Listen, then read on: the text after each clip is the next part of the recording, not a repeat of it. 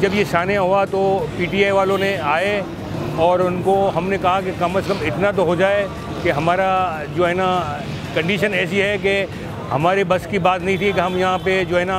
ये मलबा उठाएं, इसका रिनोवेशन करें, क्योंकि इंडिविजुअल रिनोवेशन नहीं हो सकती थी। मार्केट की ऐसी पोजीशन थी कि टोटल ज़ीरो से हर चीज़ को सिरे से हमको करना था।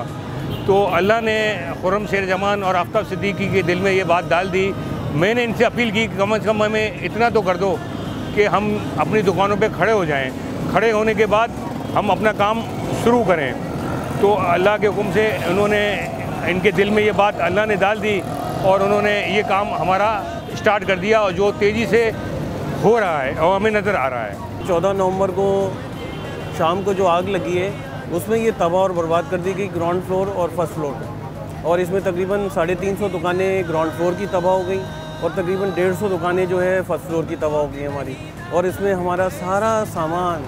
फर्नीचर, मटेरियल, पैसा, सब चीज़ जल के राख हो गया, कुछ भी नहीं बचा। और उसमें एक उम्मीद थी, किरण हमारे आफ्ताब साहब आए हमारे पास में, आफ्ताब सिद्दीकी साहब, खुर्रम शेर जमान साहब, और उन्होंने आकर हमारे ज़ख्मों पे मरहम रखा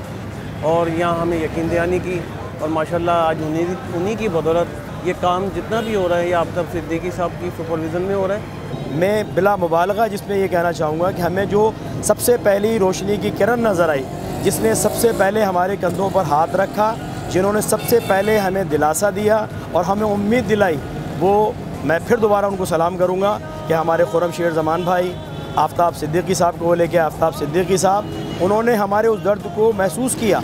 उन्होंने हमारे उस दर्द को ऐसा समझा जैसे कि उनका अपना दर्द है, और उस दर्द को देखते हुए हमें उनसे वो उनसियत पैदा हुई कि हम ये देखते हैं कि हमें लगता है कि वो हम दो जिस्म हैं और जान एक है। हमारे तमाम दुकानदार ये समझते हैं कि हम दो जिस्म हैं और हम जो है वो एक जान है।